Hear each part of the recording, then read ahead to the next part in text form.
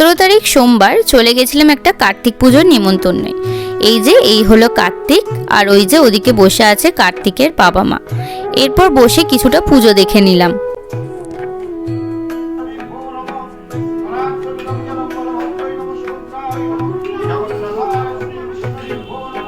এরপর চলে গেলাম খাওয়া দাওয়া করতে। প্রথমেই দিয়ে দিল ভেজিটেবিল চপ, তার সাথে ছিল পোলাও আর আলুর দম। প্রথমে আলুর দম দিয়ে কিছুটা পোলাও মেখে খেয়ে নিলাম।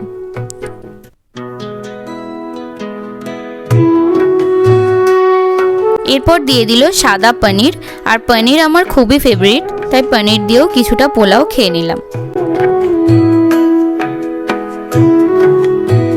এরপর দিয়ে দিল চাটনি, পাঁপড় আর রসগোল্লা।